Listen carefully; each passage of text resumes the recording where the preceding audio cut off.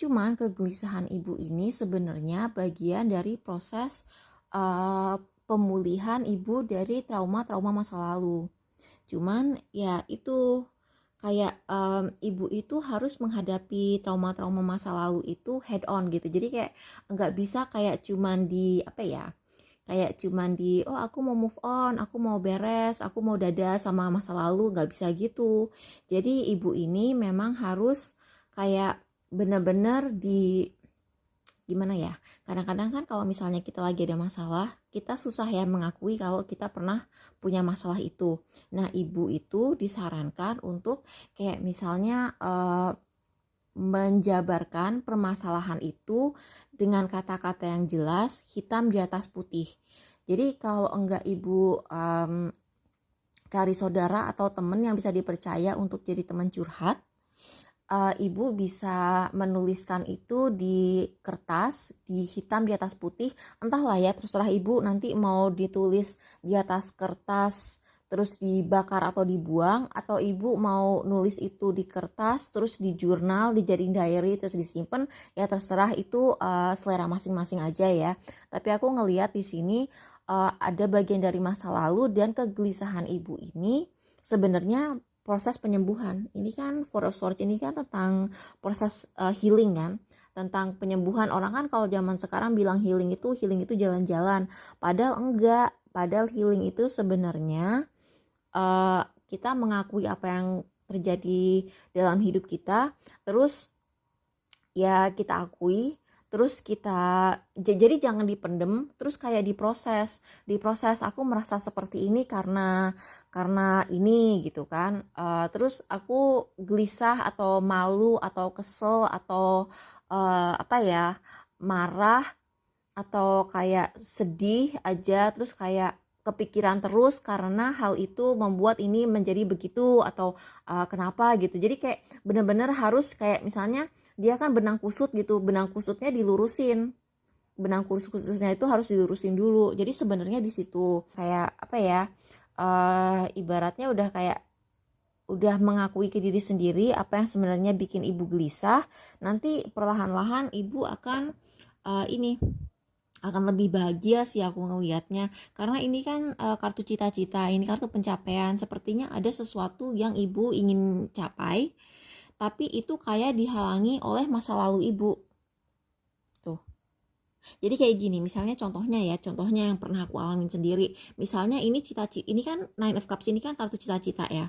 Jadi cita-cita ini bisa aja misalnya gini, aku pengen punya bisnis gitu ya, aku pengen punya bisnis tapi tidak bisa apa ya, tidak bisa move on dari masa lalu, pernah disakitin perasaan aku sama orang, pernah dihina misalnya gini. Ini cerita nyata ya. Jadi tante aku itu dulu pernah jadi pas pertama kali aku usaha jualan tarot, itu kan aku ngimpor tuh kecil-kecilan ya. Terus tante aku pas aku lagi excitednya gitu, tante aku malah kayak agak-agak mencela aku dengan bilang